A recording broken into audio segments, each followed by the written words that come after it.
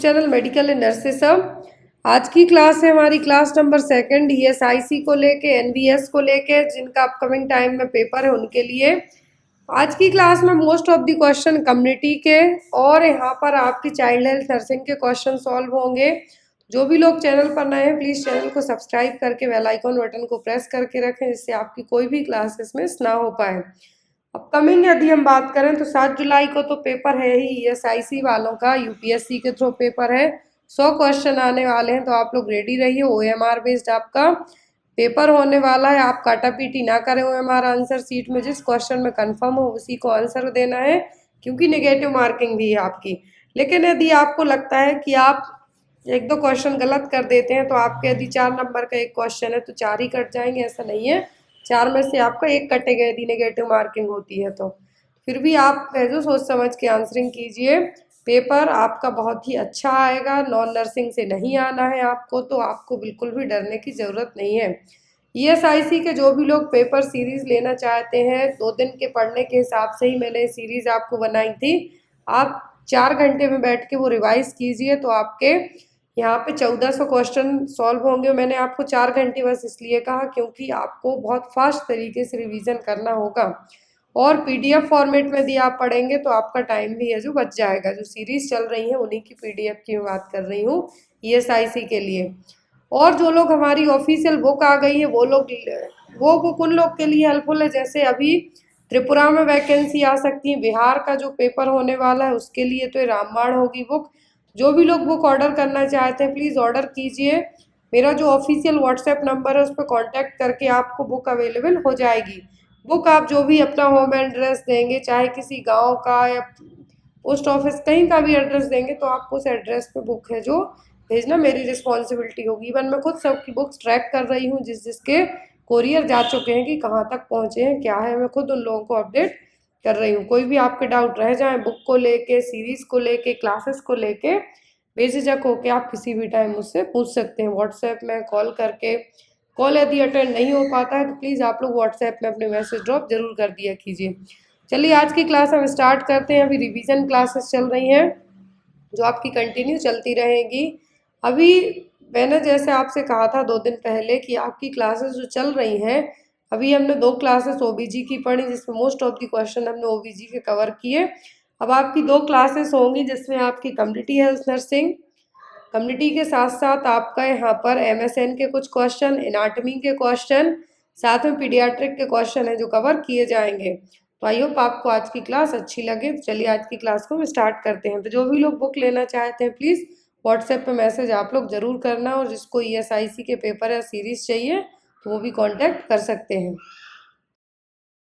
Evening में भी, क्योंकि क्वेश्चन रिपीट नहीं किए जा रहे हैं दोनों क्लासेस में। दोनों में अलग अलग क्वेश्चन है। यहाँ पर आज की क्लास में जितने भी क्वेश्चन है, मोस्टली क्वेश्चन हम कम्युनिटी और चाइल्ड हेल्थ नर्सिंग के डिस्कस करने वाले हैं। तो यहाँ पर फर्स्ट जो लास्ट क्लास में क्वेश्चन दिया गया था, जिन भी लोगों ने आंसर दिया है, सही आंसर दिया है, क्वेश्चन था आपका the type of joint present between ear ossicles. तो जो ईयर ऑसिकल्स है, मेलियस, इनकस, स्टेपस, इनके बीच में जो जॉइंट है वो कौन सा जॉइंट होता है पूछा था। तो सभी ने सही आंसर दिया है, और जॉइंट्स का नाम क्या है, साइनोवियल जॉइंट। देखिए 3 पेयर ऑफ रहेंगे, malleus, incus and stapes. Stapes है जो कि सबसे छोटी रहेगी, स्ट्रिप शेप में रहेगी। अब ये तीनों बोन्स को, ईयर ऑसिकल्स को जोड़ने के लिए कोई ना कोई जॉइंट तो चाहिए ही चाहिए है। तो क्या है, वो कहलाएगा साइनोवियल जॉइंट। आज की क्लास का फर्स्ट क्वेश्चन है आपका, inflammation of tissue surrounding the nails is known as. तो जो आपके नाखून है उनके चारों तरफ यदि इन्फ्लेमेशन हो जाए तो वो क्या कहलाएगा, क्लबिंग, ऑन्कोलाइसिस, कोलंचिया या फिर पैरेंचिया। क्या टर्म यूज किया जाएगा, इमेज बेस्ड क्वेश्चन और सेट 2 में है, जो 1 या 2 में आ चुका है एक बार। कौन सा टर्म है जो यूज किया जाएगा यदि नेल्स के चारों तरफ क्या हो जाए, स्वेल, इन्फ्लेमेशन हो जाए, तो क्या वर्ड यूज किया जाएगा, तब वर्ड यूज किया जाएगा क्या यहाँ पर, पैरेंचिया। क्या यूज होगा, पैरेंचिया। यहाँ पर इस तरीके से इन्फ्लेमेशन हो जाए नेल्स के चारों तरफ तो वो कहलाएगा पैरेंचिया। और कोलेंचिया का मतलब होता है स्पून नेल्स। यदि पूछा जाए आपको तो ये क्या कहलाता है? Spoon nails, कोलोंचिया।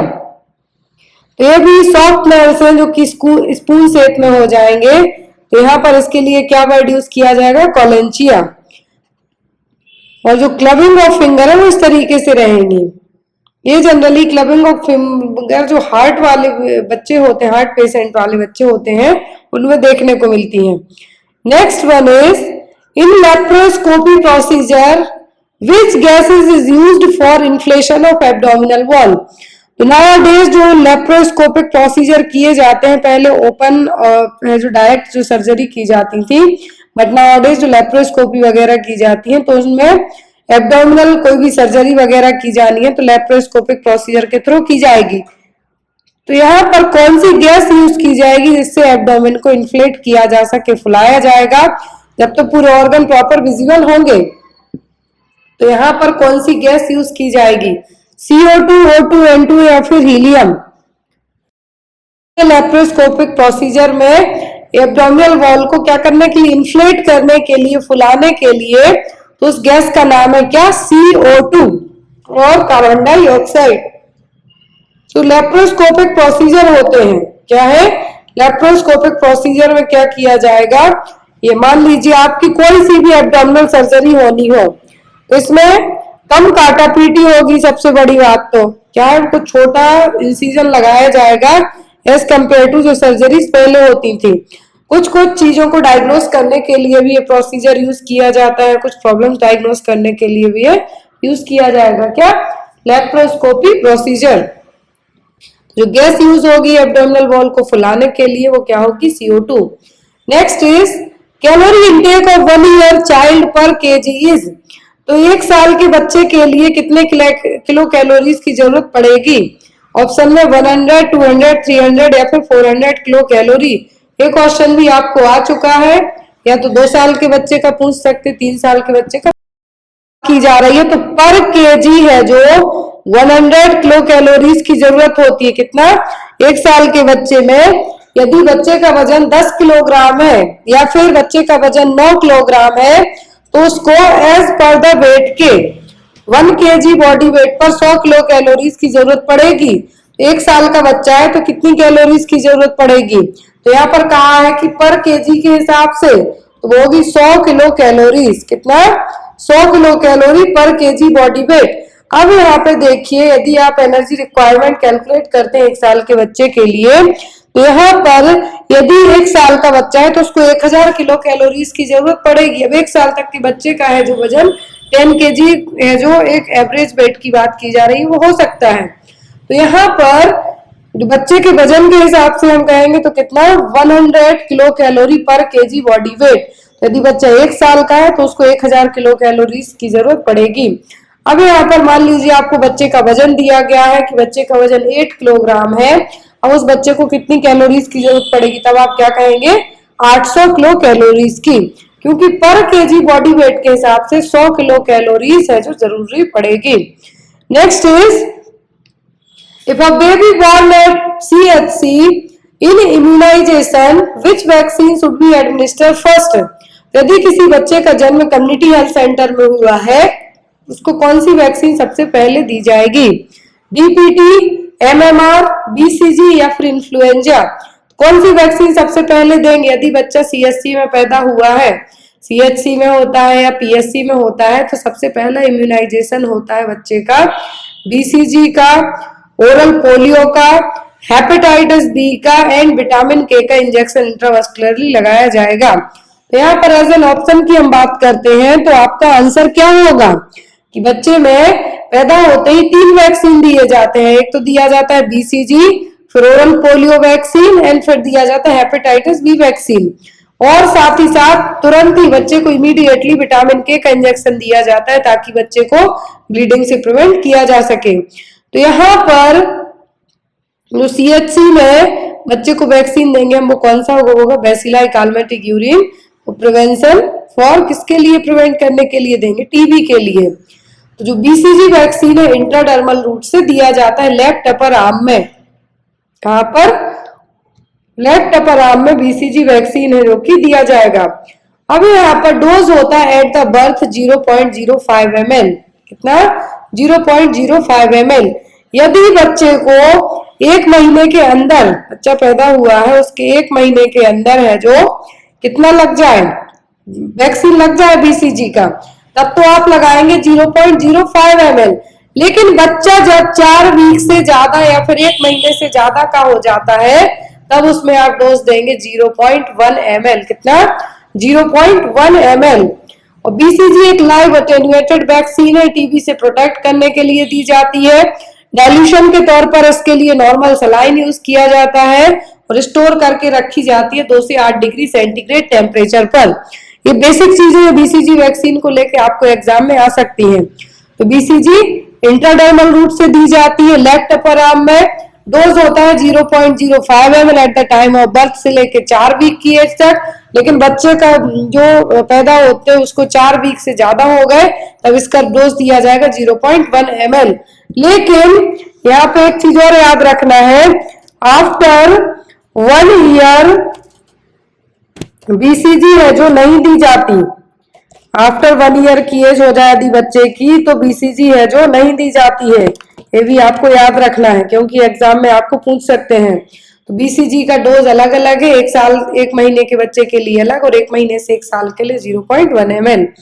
Next is ILO, international level organization is situated in. तो ILO का हेडक्वार्टर कहां पर है? स्कॉटलैंड, जेनेवा, डेनमार्क या फिर यूएसए में।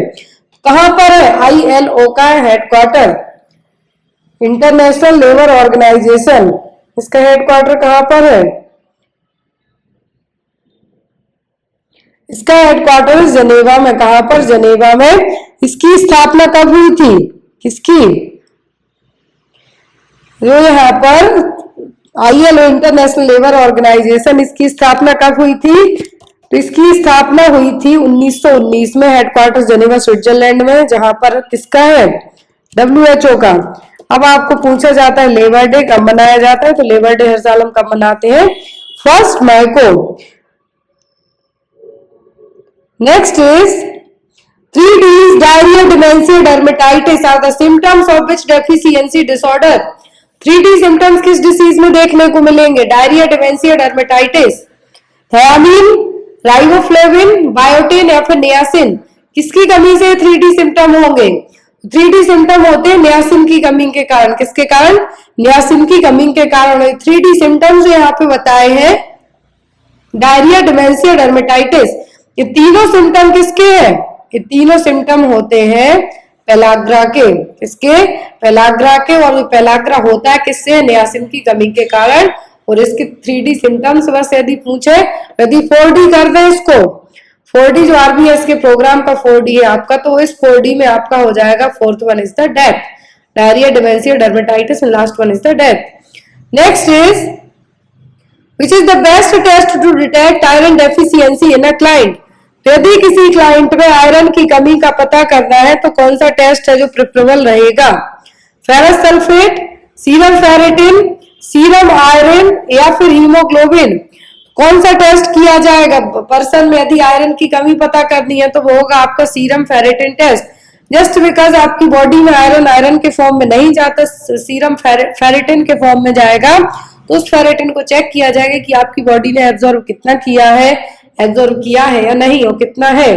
तो ये सब चीजें चेक की जाएंगी। तो यहाँ पर आपका आंसर क्या होगा? Serum ferritin. Next one tryptophan, ये हमने कल भी पढ़ा था। ट्रिप्टोफैन को अलग तरीके से कल पढ़ा था। ऑप्शन क्वेश्चन है यहाँ पर, tryptophan is present in all except. तो ट्रिप्टोफैन सभी चीजों में होता है किसी एक को छोड़कर। मैजे, चिकन, फिश या फिर चीज। लेथरिस में जो एक प्रॉब्लम है हमने पढ़ी हुई है, किसके ज्यादा खाने से होती है? होती है मैजे की ज्यादा खाने से। इससे मैजे की ज्यादा खाने से। अब यहाँ पर ट्रिप्टोफैन सब में है, चिकन में होता है, फिश में होगा, चीज में होगा, मिल्क में होगा, लेकिन यहाँ पर नहीं होगा तो होगा मैजे। ट्रिप्टोफैन एक क्या है? अमीनो एसिड है जो कि आपकी नॉर्मल ग्रोथ और बॉडी में नाइट्रोजन के बैलेंस के लिए जरूरी है। क्या? ट्रिप्टोफैन। ट्रिप्टोफैन है जो एक नेचुरल सेडेटिव की तरह भी काम करता है। कल की क्लास में हमने पढ़ा था कि क्या है जो ऐसा एज अ नेचुरल सेडेटिव का काम करेगा कि आपने ट्रिप्टोफैन वाली चीजें खाई और आपको नींद आना स्टार्ट हो जाएगी। तो ये चीज यहाँ पर कल की क्लास में हमने देखी थी, लेकिन यहाँ पर आज की क्लास में कि ट्रिप्टोफैन सब चीजों में किसी एक को छोड़कर तो किसमें नहीं होगा, तो वो होगा मेजे, बाकी सब में होगा। मिल्क में रहेगा, हॉट मिल्क में, चीज में, फिश में, चिकन में। Next is time period between infection and detection of antibody against HIV is known as. Time period है इसके बीच का, इन्फेक्शन का और आपकी बॉडी में एंटीबॉडी डिटेक्ट होने तक का, तो ये क्या कहलाएगा? Acute infection, active HIV, window period या फिर क्रॉनिक इन्फेक्शन। तो time period between the infection and detection of antibodies, HIV के अगेंस्ट एंटीबॉडी का डिटेक्ट होना और इन्फेक्शन, तो इन दोनों के बीच का जो ड्यूरेशन है वो क्या कहलाता है? वो कहलाता है विंडो पीरियड। क्या कहलाएगा? Window period. कि आपको HIV इन्फेक्शन एक्सपोज हुए हैं आप उसमें, और आपका टेस्ट है जो आने की एक्यूरेसी आने के पहले का जो पीरियड है, डिटेक्ट हो जाए कि आपकी बॉडी में एंटीबॉडी है HIV की, ये चीज डिटेक्ट हो जाए तो वो टाइम पीरियड क्या कहलाएगा? Window period. क्या है? Window period. Next is Pep smear is an example of. Pep smear कौन सा एग्जांपल है? प्राइमरी प्रिवेंशन, सेकेंडरी, टर्सरी या फिर none of the above. Primary prevention में हमेशा दो चीजें होती है, एक तो होता है इम्यूनाइजेशन और दूसरा होता है क्या? Health education. अब यहाँ पर पेप स्मीयर में क्या किया जाएगा? स्क्रीनिंग की जाएगी ताकि कोई बीमारी ना हो। सॉरी, यहाँ पर पेप स्मीयर किया जाएगा सर्वाइकल कैंसर की स्क्रीनिंग के लिए। तो आपको सर्वाइकल कैंसर की स्क्रीनिंग के लिए क्या किया जाएगा? पेप स्मीयर टेस्ट, अरे स्पेक्युला यूज करके स्मीयर कलेक्ट किया जाएगा। यहाँ पर ये सर्वाइकल कैंसर किस में आएगा? सब क्लिनिकल स्टेट में, डिसीज होने की प्रोग्रेशन के पहले की स्टेज में क्या आएगा? तो ये कहलाएगा सब क्लिनिकल केस, और ये क्या है? सेकेंडरी प्रिवेंशन में आपका आ जाएगा। किसमें? सेकेंडरी प्रिवेंशन में। Next is rabies is caused by virus called. तो रेबीज कौन से वायरस से होगा? एडिनो वायरस, फाइलेरियल, मिक्सो या फिर लाइजा वायरस टाइप फर्स्ट। रेबीज है जो किसके कारण होगा? या फिर सॉरी, रेबीज है जो इसका वायरस कौन सा है? रेबीज का वायरस है लाइजा वायरस टाइप फर्स्ट। कौन सा? लाइजा वायरस टाइप फर्स्ट। रेबीज के लिए RNA वायरस रिस्पॉन्सिबल है लाइजा वायरस टाइप फर्स्ट, जो कि रेप्टोब्रेडा सीरोटाइप 1 फैमिली से बिलोंग करेगा। फैमिली पूछा तो रेप्टोब्रेडा, और वायरस पूछा तो लाइजा वायरस टाइप 1। नेक्स्ट है integrated child protection scheme launched in which year. एकीकृत बाल संरक्षण योजना किस वर्ष शुरू की गई थी? इंटीग्रेटेड चाइल्ड प्रोटेक्शन स्कीम कब लाई गई थी? 2009 से 2010 के बीच में, 2010 से 2011 के बीच में, 2021 से 2022 के बीच में, या फिर 1995 से 1996 के बीच में। इंटीग्रेटेड चाइल्ड प्रोटेक्शन स्कीम कब लाई गई थी?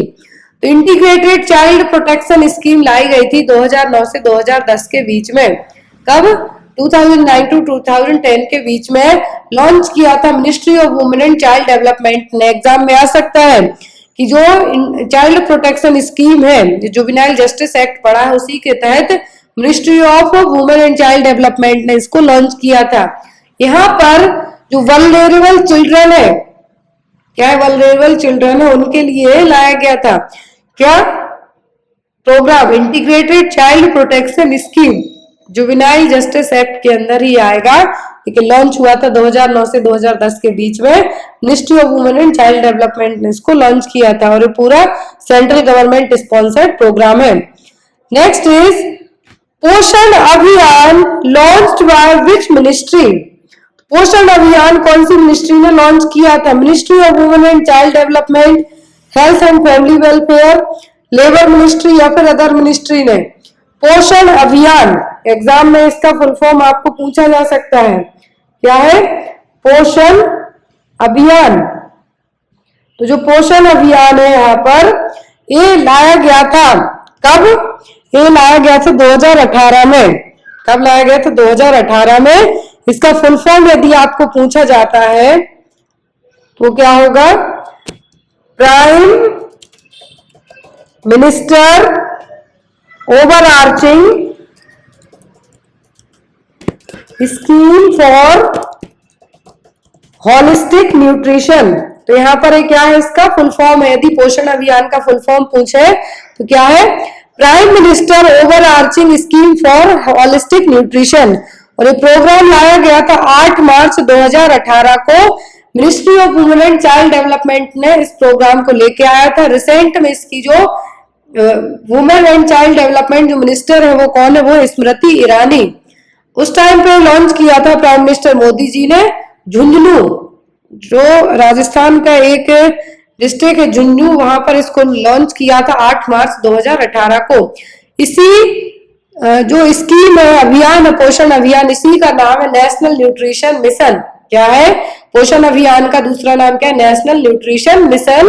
और यहाँ पर इस प्रोग्राम ने रिप्लेस किया था मिड डे मील स्कीम को, जो mid day meal school programme है। तो पोषण अभियान ने मिड डे मील स्कीम को क्या किया था, रिप्लेस किया था। हर महीने हम पोषण माह मनाते हैं, कब, 1 से 30 सितंबर तक।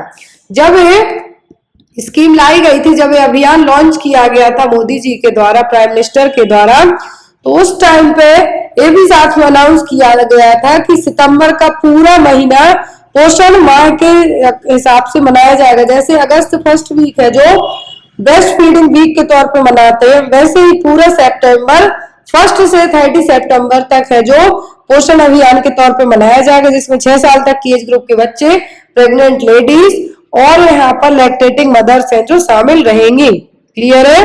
तो यहाँ पर पोषण अभियान आपको एग्जाम में आ सकता है। इसमें आपके यंग चिल्ड्रन, वुमेन और एडोलेसेंट गर्ल्स जिनका वजन कम है, माल नरिशमेंट के लिए ये प्रोग्राम लाया गया था। 8 मार्च 2018 को झुंझुनू डिस्ट्रिक्ट में इसको लॉन्च किया गया था। Next is the blind spot of eye is known as. तो जो ब्लाइंड स्पॉट है आंखों का कौन सा है, कॉन, थ्रॉट्स, ऑप्टिक डिस्क या फिर प्यूपिल। ब्लाइंड स्पॉट क्यों कहा जाता है इसको, क्योंकि वहां पर कोई भी रेज है जो नहीं पड़ेगी। तो यहाँ पर जो ब्लाइंड स्पॉट है वो क्या है, वो ऑप्टिक डिस्क। क्या होगी, optic disc. Next one most important question है, आता है स्पेशली सेंट्रल गवर्नमेंट के एग्जाम में तो आता ही आता है। Allen's test is used for. Allen's test है जो किसके लिए यूज किया जाता है, मीडियम नर्व कंप्रेशन के लिए, अल्नार नर्व फंक्शन चेक करने के लिए, इंटीग्रिटी ऑफ पाल्मर आर्च या फिर नन ऑफ द अबव। तो यहाँ पर एलेन टेस्ट किया जाता है, एग्जाम में आपको आता है एलेन टेस्ट। या तो सीधा प्रोसीजर करके दिखाया जाएगा या फिर आपको इसी तरीके से पूछा जाएगा। किया जाता है इंटीग्रिटी ऑफ पाल्मर आर्च के लिए। किसके लिए, यहाँ पर आपका टेस्ट किया जाएगा कि रेडियल अल्नर आर्टरी, यहाँ पर ये टेस्ट क्या, it is a test done to determine that collateral circulation is present from the ulnar artery in case of thrombosis occur in the radial. तो यहाँ पर यदि इनकेस रेडियल में कुछ थ्रोम्बस फॉर्मेशन होता है तो अल्नर आर्टरी के लिए टेस्ट किया जाएगा। तो याद रखें एलेन टेस्ट इसके लिए, पाल्मर आर्च के लिए यहाँ पर टेस्ट किया जाएगा।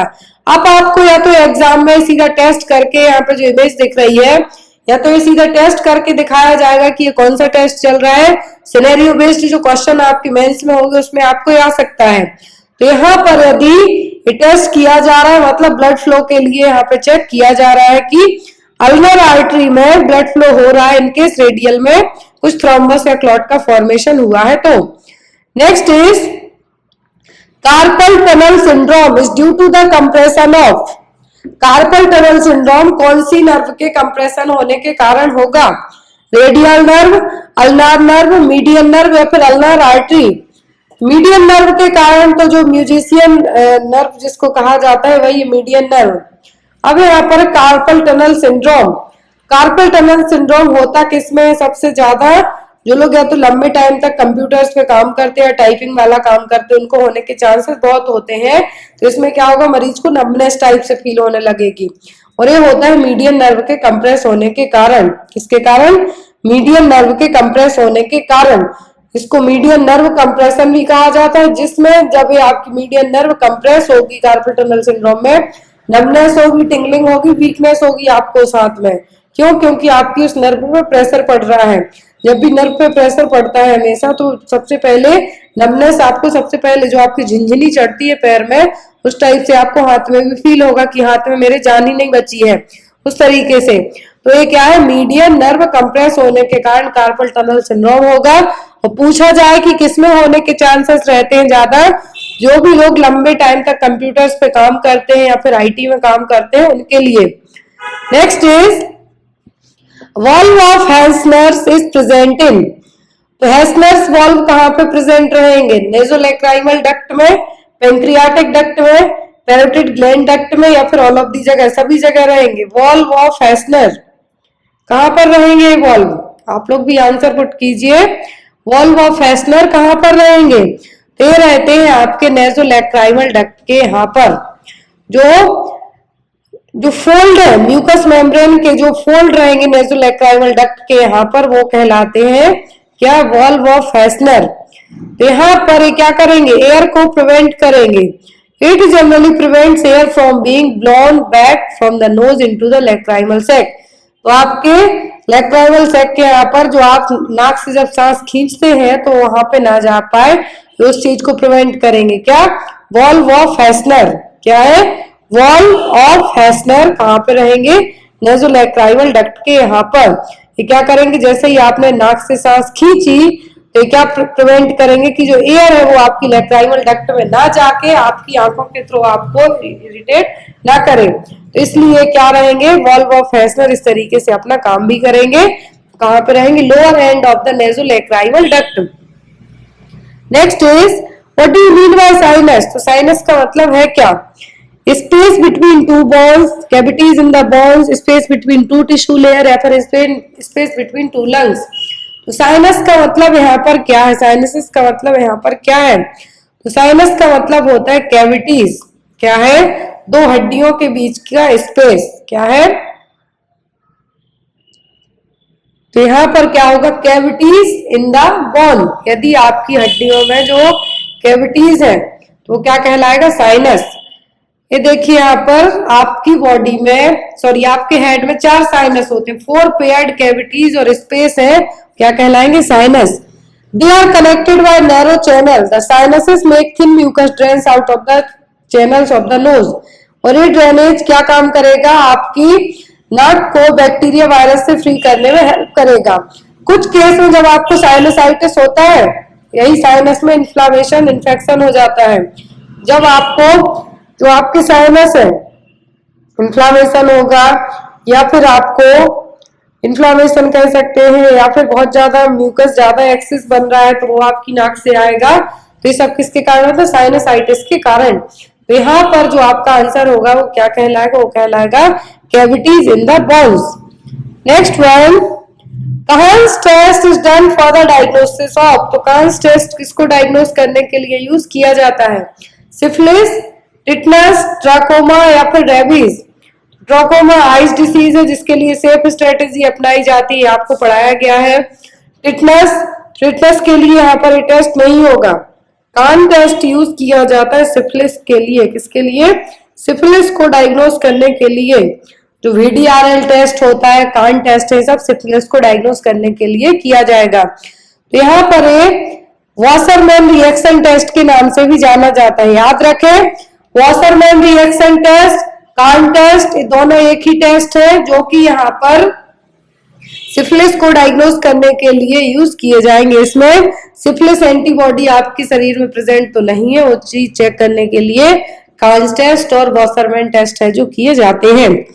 Next one is pots disease is, तो पॉट्स डिसीज कहाँ की डिसीज है, TB, meningitis, TB spine, TB bone की, टीबी लंग्स की। कहाँ की टीबी है, पॉट्स डिसीज। पॉट्स डिसीज है जो कहाँ की, ट्यूबरक्लोसिस है। लंग्स के लिए तो पल्मोनरी टीबी नाम दिया जाता है। ये पॉट्स डिसीज कहाँ पे होगी, हड्डियों में। हड्डियों का जो ट्यूबरक्लोसिस है तो रेयरली होगा। यहाँ पर ट्यूबरक्लोसिस स्पॉन्डिलाइटिस के नाम से भी जाना जाता है। यहाँ पर एक्स्ट्रा स्पाइनल इन्फेक्शन देखने को मिलेगा, और यहाँ पर ऑस्टियोमाइलाइटिस और अर्थराइटिस दोनों इन्वॉल्व रहेंगे एक ही सेम टाइम पर। तो ये क्या है, पॉट्स डिसीज पूछते हैं यदि आपको, तो क्या है, ट्यूबरक्लोसिस है कहाँ की, बोन्स की, हड्डियों की। Next one, rhabdosarcoma in children originates in, rhabdosarcoma बच्चों में कहाँ से ओरिजिनेट होगा, सेरिब्रम से, किडनी से, स्ट्रिएटेड मसल से कि टेंडोन से।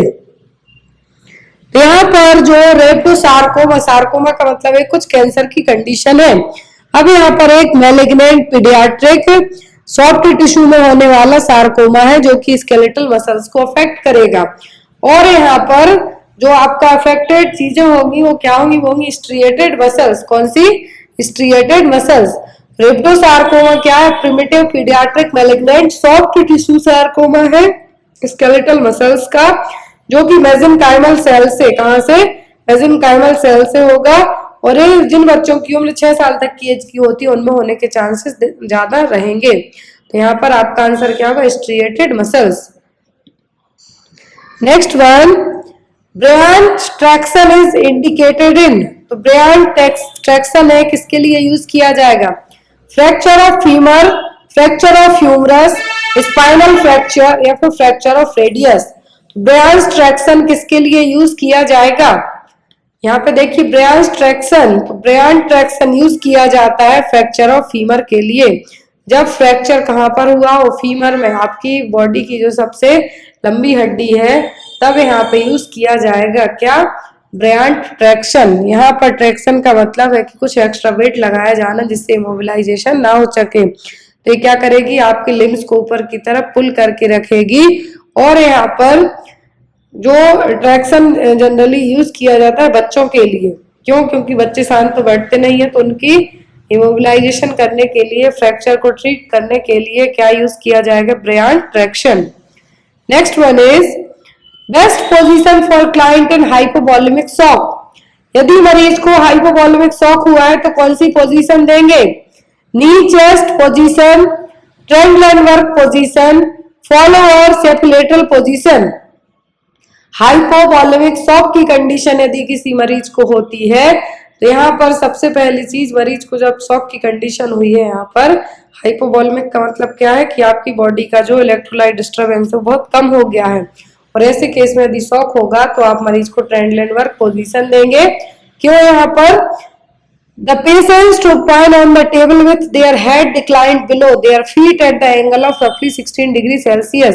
तो यहाँ पर ट्रेंडलाइन वर्क पोजीशन दी जा रही है शॉक के मरीज को। क्यों? ताकि एक्सट्रीमिटीज एलिवेट रहे और जो ब्लड की सप्लाई है वो जरूरी अभी कहाँ पे? ब्रेन के लिए, ताकि शॉक की सिचुएशन को प्रिवेंट किया जा सके। और यही सेम पोजीशन दी जाती है जब यूट्राइन प्रोलैप्स हो रहा हो, तब यूट्रस प्रोलैप्स होती है तब भी यही पोजीशन दी जाती है। तो यहाँ पर ट्रेंडलाइन वर्क पोजीशन दी जाएगी किसके लिए? पेशेंट को, यदि हाइपोवॉल्यूमिक शॉक हुआ है तो। नेक्स्ट वन, इन ट्रियाज येलो कलर इंडिकेट। तो ट्रियाज में येलो कलर का मतलब क्या है? इमरजेंट, अर्जेंट, नॉन अर्जेंट या फिर डेड। तो ट्रियाज, जो ट्रियाज कलर कोड सिस्टम यूज किया जाता है इमरजेंसी के केस में, ट्रियाज में येलो कलर का मतलब होता है क्या? अर्जेंट। ब्लू है मतलब रिससिटेशन, रेड है मतलब इमरजेंट, येलो है मतलब अर्जेंट, ग्रीन है मतलब कम जरूरी है, और व्हाइट हो जाता है मतलब ज्यादा जरूरी नहीं है, non urgent. Next one is amount of fluid loss from the kidney per day is. तो एक दिन में आपकी, सॉरी स्किन पर डे है, एक दिन में आपकी स्किन कितना फ्लूइड लॉस करेगी? 450 ml, 150 ml, 1500 ml या फिर 500 ml पर डे स्किन भी आपकी फ्लूइड का लॉस करती है, और वो होता है 450 ml। किडनी की बात करें तो 1.5 लीटर, 1500 ml। रेस्पिरेटरी ट्रैक्ट से जो आप सांस लेते छोड़ते हैं उसके थ्रू जो फ्लूइड लॉस होगा, वाटर लॉस होगा, वो होगा 0.4 लीटर और 400 ml। जीआईटी ट्रैक्ट से 200 ml होगा, और स्किन से कितना होगा? 500 ml तक हो सकता है, और हाफ लीटर तक। तो यहाँ पर जो आपकी स्किन से फ्लूइड लॉस होगा वो कितना होगा? होगा आपका 450 ml। कितना? 450 ml। Next one is early signs of Parkinson's diseases. तो अर्ली साइन क्या है पार्किंसन डिसीज के? ऑप्शन में है यहाँ पर रिजिडिटी, ट्रेमर, ब्रैडिकार्डिया, फिर अकाइनेसिया। तो अर्ली साइन क्या है पार्किंसन के?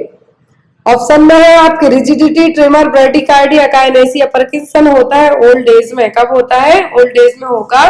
और यहाँ पर इसके अर्ली साइन क्या होंगे? ट्रेमर्स। पार्किंसंस क्या है? डिजनरेटिव प्रोग्रेसिव डिसीज है जिसमें आपका जो ऐसे जो डोपामीन का लेवल है क्या होगा, धीरे धीरे कम होने लगता है। डोपामीन का लेवल कम होगा, न्यूरोट्रांसमीटर है तो सिग्नल देना उतना प्रॉपर नहीं जाएंगे। इसमें पर्सन को क्या होंगे, ट्रिमर्स होंगे हाथ पैर में, पोस्चर भी गड़बड़ रहेगा, सफलिंग गेट रहेगा, ट्रेम्बलिंग है जो आपकी क्या रहेंगी, एक्सट्रीमिटीज रहेंगी, और यहाँ पर आपका पोस्चर है जो आगे की तरफ झुक जाएगा, तो इसको क्या कहेंगे, shuffling gait. Next one, which of the following antiplatelet is a prodrug, तो इनमें से कौन सी एंटीप्लेटलेट है जो कि प्रोड्रग है, एस्पिरिन, डायप्रेडामोल, टिक्लोपिडिन या फिर एप्सीमेब, कौन सी मेडिसिन है यहाँ पर एंटीप्लेटलेट प्रोड्रग, तो वो होगी यहाँ पर आपकी टिक्लोपिडिन। क्या है, टिक्लोपिडिन मार्केट में टिक्लिड नाम से मिल जाएगी, और जो कि जनरली यूज की जाएगी थ्रोम्बोटिक स्ट्रोक्स के रिस्क को कम करने के लिए। किसके लिए, थ्रोम्बोटिक स्ट्रोक के को कम करने के लिए। तो यहाँ पर टिक्लोपिडिन क्या है, एक एंटीप्लेटलेट ड्रग है जो कि एक प्रोड्रग है।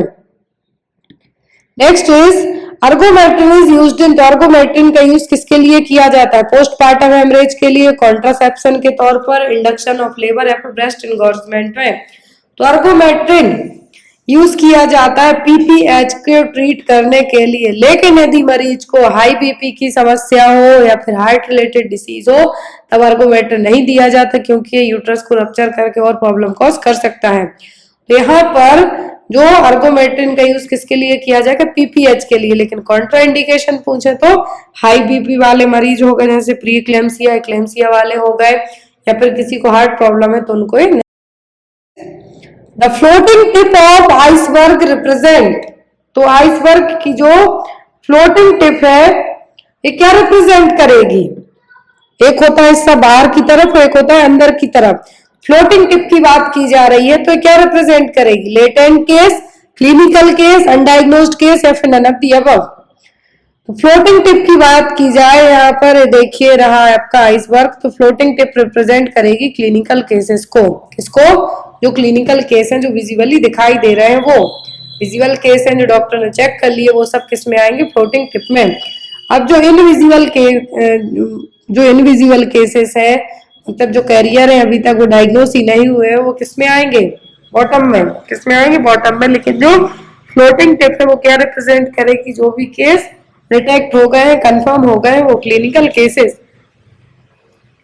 Next is mid arm circumference is constant during, तो मिड आर्म सर्कमफेरेंस जो हम साके टेप से यूज करते हैं कांस्टेंट किस एज में हो जाएगा, मतलब ज्यादा बढ़ेगा ना घटेगा, 0 से 6 month, 1 to 5 year, 5 to 10 year या फिर 10 to 15 ईयर्स की एज में। कांस्टेंट का मतलब है एक जगह आके रुक जाएंगे, मिड आर्म सर्कमफेरेंस किस एज में एक जगह आके रुक जाएगा, तो ये होता है जनरली 1 से 5 साल की उम्र में। आप देखना 1 से 5 साल तक के एज ग्रुप के बच्चों को जो उनकी आर्म है, जो मिड आर्म सर्कमफेरेंस है, वो आपको कॉमन और सेम देखने को मिलेगा। इस एज तक क्या हो जाएगा, कांस्टेंट हो जाएगा। जो शुरुआती एज होती है बच्चे की उसमें क्या होता है, चेंजेबल रहता है, छोटा होगा बच्चा तो थोड़ी कम होगा, बढ़ेगा बढ़ेगा, लेकिन यदि जब आप 1 से 5 साल तक के बच्चे में देखेंगे तो आपको सेम देखने को मिलेगा, क्या हो जाएगा, इस एज तक कांस्टेंट हो जाएगा। मिड आर्म सर्कमफेरेंस चेक किया जाता है साके टेप से, यदि ग्रीन बैंड है मतलब बच्चे को कोई भी माल न्यूट्रिशन नहीं है, और यदि येलो है मतलब बच्चे को मॉडरेट माल न्यूट्रिशन है, रेड है तो सीवियर है, और ऐसे केस में बच्चे को इमरजेंसी में ट्रीट भी करना पड़ सकता है। Next is route of administration of hepatitis B vaccine is, hepatitis B vaccine किस रूट से एडमिनिस्टर की जाती है, इंट्राडर्मल, सबक्यूटेनियस, इंट्रामस्कुलर या फिर इंट्रावीनस। हेपेटाइटिस बी वैक्सीन किस रूट से दी जाती है, at the time of birth दी जाती है इंट्रामस्कुलर रूट से। वास्टस लेटरलिस मसल्स, कौन सी मसल अप्लाई जाती है, वास्टस लेटरलिस मसल्स है जो यहाँ पे बच्चे में अपनाई जाएगी। किसके लिए, हेपेटाइटिस बी वैक्सीन के लिए। एग्जाम में आपको आ सकता है या तो पेंटावेलेंट वैक्सीन पूछेंगे तो उसमें इंक्लूड कर दी गई हेपेटाइटिस बी, लेकिन सिंगल भी पूछे तब भी आपको क्या कहना है, वास्टस लेटरलिस मसल्स में इंट्रावास्कुलर रूट से हेपेटाइटिस बी वैक्सीन दी जाती है। Next one is which of the following vaccine is contraindicated during the pregnancy, तो प्रेगनेंसी में कौन सी वैक्सीन नहीं दी जाती, MMR, हेपेटाइटिस बी, DPT या फिर DT। कौन सी वैक्सीन नहीं दी जाती प्रेगनेंसी में? तो वो होती है रूबेला कंटेनिंग वैक्सीन। कौन सी रूबेला कंटेनिंग वैक्सीन? वो है यहाँ पर MMR वैक्सीन। रूटीनली तो जो दी जाती है, कौन कौन सी दी जाती है? TT, TD, TDAP दी जाती है, इनएक्टिवेटेड इन्फ्लुएंजा दी जाती है। एम क्वेश्चन है वो ये रहा, all are the true about incidence except. तो इंसिडेंस को लेके सभी चीजें सही हैं किसी एक को छोड़कर। ऑप्शन में है आपका, it is a rate, does not include of unit of time, numerator includes number of new cases, denominator includes population at risk. तो यहाँ पर क्या है जो इंसिडेंस को लेके गलत है? पहली चीज, इंसिडेंस है क्या? तो इंसिडेंस रेट है। जो क्या है? एक तो रेट है, मतलब कि जनता में नए केसेस आते हैं किसी भी डिसीज को लेके, वो है। तो यहाँ पर ये भी हो गया। यहाँ पर यह बिल्कुल यूनिट ऑफ टाइम है क्योंकि यहाँ पर काउंट किया जाएगा, ठीक है, यूनिट ऑफ टाइम भी हो गया। न्यूमरेटर का मतलब नंबर ऑफ नए केसेस, और डिनोमिनेटर में कितनी जनता रिस्क पर है वो आएगी। तो यहाँ पर आपका एक्सेप्ट करके यदि क्वेश्चन पूछा जाता है इस तरीके से, तो क्या होगा? Does not include the unit of time. लेकिन यहाँ पर टाइम इंक्लूड किया जाएगा कि कितने नए केस कितने टाइम पे आए, वो चीज होगी यहाँ पे। तो यहाँ पर आपका आंसर क्या होगा? Does not include of unit of time. देखिए यहाँ पर जो इंसिडेंस है एपिडेमियोलॉजी में, यहाँ पर जो भी नए केसेस आते हैं किसी भी डिसीज के किसी एक गिवन पॉपुलेशन एरिया में, वो यहाँ पे इंक्लूड किए जाएंगे नए केसेस, और कितनी जनता रिस्क पर है वो भी यहाँ पर एज ए डिनोमिनेटर के तौर पे इंक्लूड की जाएगी। तो क्या रेट है, डिनोमिनेटर है, यहाँ पर जो पॉपुलेशन है वहां के नए केस है वो क्या? इंसिडेंट रेट है। तो यहाँ पर आपका आंसर क्या होगा? Does not include of unit of time. लेकिन यहाँ पर यूनिट ऑफ टाइम है, जो एक टाइम की भी वैल्यू है, कितने टाइम में यदि जो नए केसेस आते हैं वो। तो यहाँ पर आपका आंसर क्या होगा? Option number B. Next and most important question nursing का नॉर्सेट में आ चुका है। फर्स्ट टाइम जब नॉर्सेट हुआ था तब एक क्वेश्चन आया था, Spalding science is. Spalding science कौन सा साइन है? स्पाइना बाइफिडा, अबॉर्शन, IUD या फिर बेबी विथ कार्डियोसेंथेसिस। स्पेल्डिंग साइन कौन सा साइन है? स्पेल्डिंग साइन देखने को या तो किस में मिलेगा? यदि स्पाइना बाइफिडा का केस है तो इसमें बच्चे स्पाइना बाइफिडा में क्या होगा कि प्रेगनेंसी के टाइम पर, सॉरी ड्यूरिंग कंसीव करने के बाद बच्चे का जो न्यूरल ट्यूब है वो प्रॉपर क्लोज नहीं हो पाएगा और जो कंडीशन है डेवलप होगी स्पाइना बाइफिडा। अबॉर्शन में तो पूरा जो यूट्रस में जो को किसमें मिलेगा? IUD, इंट्रा यूट्राइन डेथ, मतलब जो बेबी है, फीटस है, उसकी डेथ यूट्रस में ही हो जाना। तो उस टाइम पे जो साइन दिखाई देगा जब अल्ट्रासोनोग्राफी की जाएगी तब क्या होगा? उस साइन को क्या कहा जाएगा? Spalding sign. और इस साइन का मतलब यहाँ पर देखिए, जो एक सोनोग्राफी दिखाई जा रही है इसमें बेबी जो फीटस है, इसकी स्कल बोन्स है क्या एक दूसरे के ऊपर कोलैप्स हो जाएगी just because of fetal brain death के कारण। तो जो फीटल स्कल की जो बॉन्ड्स है क्या है? कोलैप्स हो जाएंगी और एक दूसरे के ऊपर ओवरलैप हो जाएंगी, चढ़ जाएंगी, जिसको आप कहेंगे ओवरलैपिंग होना फीटल स्कल की बोन्स का यूट्रस में ही। और ये कब होता है? जब फीटस की डेथ हो जाए, usually a week or more after fetal death in the uterus. हो सकता है 1 हफ्ता हो जाए बच्चे की डेथ को हुए, या फिर 4 दिन हो जाए, 5 दिन हो जाए, तब जो साइन डॉक्टर अल्ट्रासोनोग्राफी करके देखेंगे उसमें जो साइन देखेगा USG में, वो साइन क्या कहलाएगा? Spalding sign. That means overlapping of the fetal cranial bones और स्कल बोन्स। फीटस की जो क्रेनियल और स्कल बोन्स है, फीटल डेथ होने के कारण वो क्या होंगी? पूरी एक दूसरे के ऊपर ओवरलैप हो जाएंगी, चढ़ जाएंगी, वो क्या कहलाएगा? आपका स्पेल्डिंग साइन।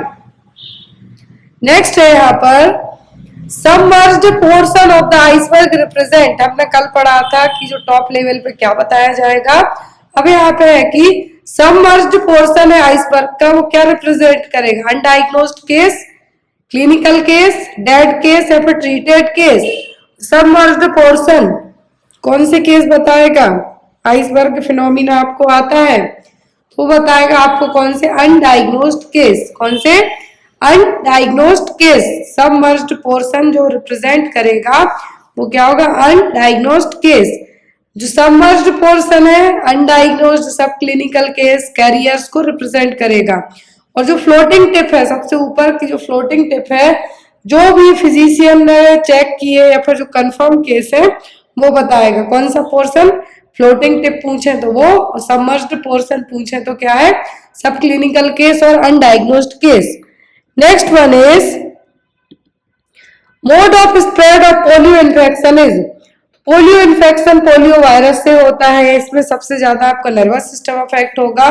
लेकिन ये फैलता कैसे है, through the vector, droplet infection, faeco oral route या फिर थ्रू द ब्लड। किसके थ्रू फैलेगा पोलियो इन्फेक्शन, पोलियो इन्फेक्शन फैलता है फीको ओरल रूट से। किससे, फीको ओरल रूट के थ्रू। जो पोलियो वायरस है वो गंदा, जो भी यहाँ पर कंटामिनेटेड, यहाँ पे आप कह सकते हैं कि जो गंदा खाना पीना है उसके थ्रू आपकी बॉडी में इसके वायरस एंटर हो सकते हैं। लेकिन पोलियो माँ के वर्टिकल ट्रांसमिशन से भी बच्चे में होने के रिस्क रह सकते हैं। तो यहाँ पर पोलियो इन्फेक्शन का दी स्प्रेड पूछे क्या, faeco oral route. Hepatitis A और ई का पूछे तो faeco oral route. Next one, temporary hardness of water is primarily due to the presence of. तो पानी में यदि हार्डनेस है तो किसके प्रेजेंस होने के कारण है, पानी में ऐसा क्या है कि पानी हार्ड है, कैल्शियम और मैग्नीशियम सल्फेट की प्रेजेंस से, कैल्शियम और magnesium bicarbonate, calcium and magnesium nitrate या फिर ऑल ऑफ दी अबव। पानी में ऐसा क्या प्रेजेंट है जो पानी हार्ड रहेगा, आपने सुना होगा कहीं कहीं का पानी बहुत हार्ड होता है। वो हार्ड आप इसलिए कहते हैं क्योंकि आप पीने के बाद आपको बहुत हैवी हैवी फील होगा, वो इसलिए क्योंकि इस पानी में कैल्शियम और मैग्नीशियम बाइकार्बोनेट रहेंगे, इसलिए ये वाला पानी पीने में आपको कैसा लगेगा, हैवीनेस टाइप की लगेगी, एक भारीपन सा लगेगा, वो क्या है, पानी की hardness. Next is a client is suffering from diabetic mellitus, which of the following symptom indicate hyperglycemia। तो यदि कोई मरीज डायबिटिक मेलाइटिस वाला है तो उसमें कौन से सिम्टम प्रेजेंट करेगा कि उसको हाइपरग्लाइसीमिया हुआ है।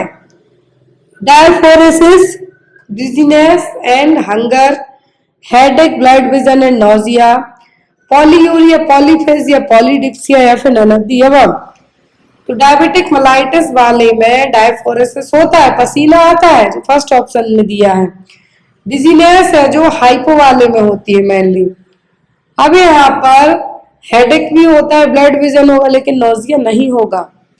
फिर पॉलीयूरिया, पॉलीफेजिया, पॉलीडिप्सिया, बहुत यूरिन पास करेंगे, बहुत आपको प्यास लगेगी, बहुत ज्यादा आपको क्या होगा यहाँ पर, पॉलीफेजिया, पॉलीडिप्सिया।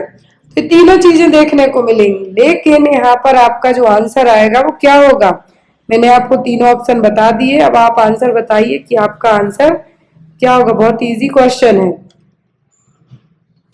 तो आपको भूख खूब लगेगी, पॉलीफेजिया का मतलब है कि खूब भूख लगेगी, आपकी जो खाने पीने का वो बढ़ जाएगा। पॉलीडिप्सिया को प्यास लगेगी, बहुत ज्यादा यूरिन पास करेंगे। तो 3 क्लिनिकल साइन कंसीडर किए जाएंगे, 3 P's sign, polyuria, polyphagia, polydipsia. Poly मतलब बहुत ज्यादा, क्या है, पॉली मतलब बहुत ज्यादा, बहुत ज्यादा पानी पियोगे, सूसू जाओगे और यहाँ पर बहुत ज्यादा भूख लगेगी।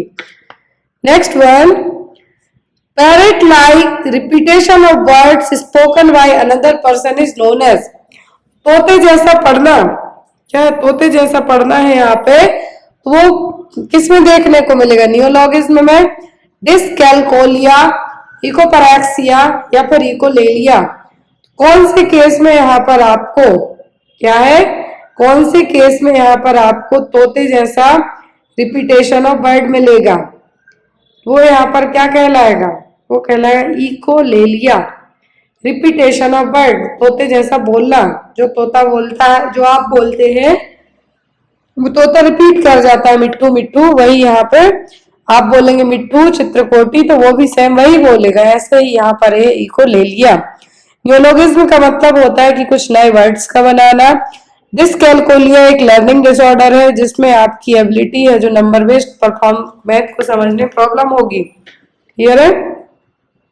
Next one,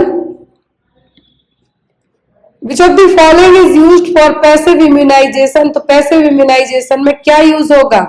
killed vaccine, toxoid, live attenuated vaccine या फिर ह्यूमन एंड एनिमल सेरा। क्या है जो पैसिव इम्यूनाइजेशन में यूज किया जाएगा? पैसिव में आपका ह्यूमन और एनिमल सेरा है जो यूज होगा। क्या होगा? ह्यूमन और animal sera. Next one, most important question है, nutritional dependent bacteria are called. तो यहाँ पे हम टाइप ऑफ बैक्टीरिया भी पढ़ लेंगे। इट्स बेस्ड ऑन जो बैक्टीरिया, खाने पीने वाले जो बैक्टीरिया, न्यूट्रिशन के बारे में बात की जा रही, हवा खाते हैं कि खाना खाते हैं वो। न्यूट्रिशनली डिपेंडेंट बैक्टीरिया क्या कहलाएंगे? हेट्रोट्रॉप्स, ऑटोट्रॉप्स, फोटोट्रॉप्स या फिर कीमोट्रॉप्स। तो कौन से बैक्टीरिया हैं जो कि न्यूट्रिशनल डिपेंडेंट बैक्टीरिया हैं? तो वो हो गया यहाँ पर हेट्रोट्रॉप्स बैक्टीरिया। कौन से? Heterotrophs bacteria nutritional dependent bacteria कहलाएंगे। हेट्रोट्रॉप्स मतलब organic carbon is carbon source, तो उनका जो खाने पीने का सोर्स क्या है? कार्बन है। ऑटोट्रोप का मतलब है कार्बन डाइऑक्साइड है, यहाँ इनऑर्गेनिक सोर्स होगा। क्लियर? फोटोट्रोप का मतलब इनको फोटोसिंथेसाइजेशन की जरूरत है। तो कीमोट्रोप का मतलब केमिकल कंपाउंड खा पी के क्या रहेंगे? अच्छे रहेंगे। तो क्या है यहाँ पर?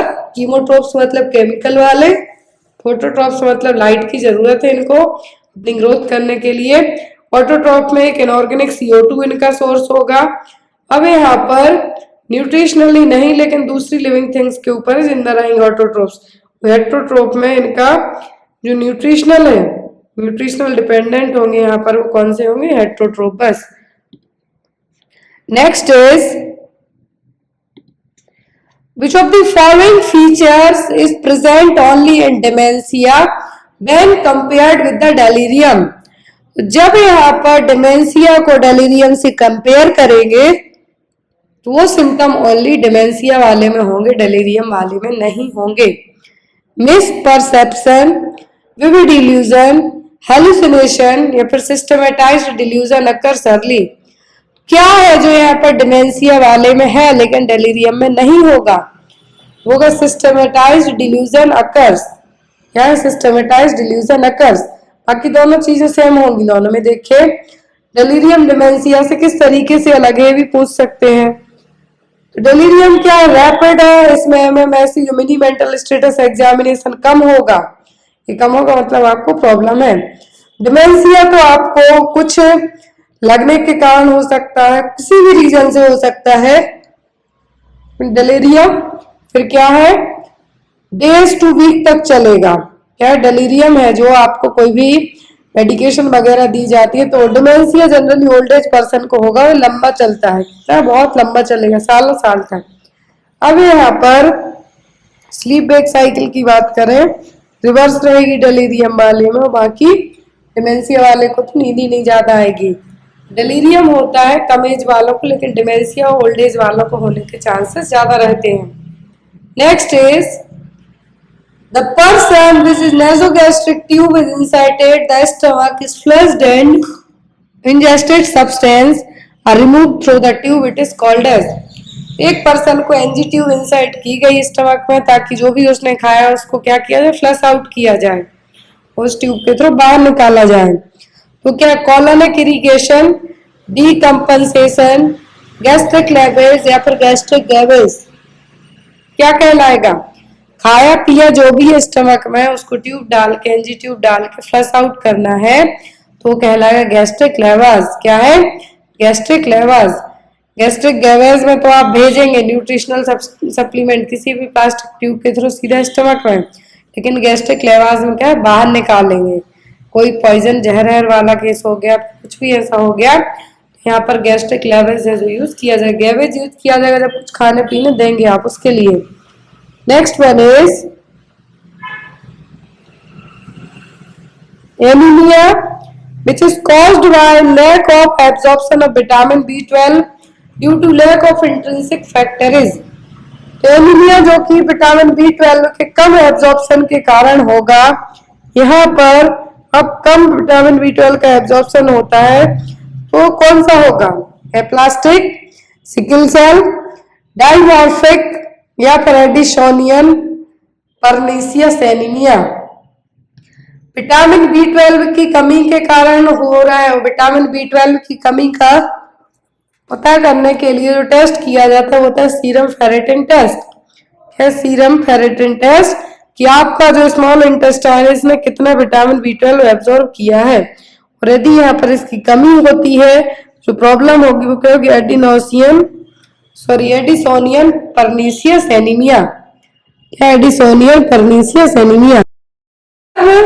फ्लैगमेसिया एल्बाडोनेल्स रिफर्स टू, तो यहाँ पर एक टर्म है फ्लैगमेसिया एल्बाडोनेल्स, तो इसका मतलब क्या है, deep vein thrombosis, varicose vein, Venus thromboembolism, retrograde extension of pelvic thrombophlebitis. तो यहाँ पर जो टर्म यूज किया गया है वो क्या होगा, फ्लैग्मा एल्बाडोनेल्स। इसका मतलब है आपका retrograde extension of pelvic thrombophlebitis. क्या है, retrograde extension of pelvic thrombophlebitis, जो कि यहाँ पर यदि हम बात करें तो इसके लिए टर्म यूज किया जाएगा फ्लैगमेसिया एल्बाडोनेल्स, जो कि एक not responsive broad spectrum antibiotic के कारण होगा। और किसमें होता है, पोस्टपार्टम फीवर भी एक तरीके से जो कि पेल्विक थ्रोम्बोफ्लेबाइटिस के नाम से जाना जाता है। पोस्टपार्टम कॉम्प्लिकेशन है जिसमें आपको पोस्टपार्टम पीरियड में डिलीवरी होने के बाद, बच्चे की डिलीवरी करने के बाद आपको लंबे टाइम तक फीवर रहेगा, और जो कि ब्रॉड स्पेक्ट्रम एंटीबायोटिक से भी ठीक नहीं होगा।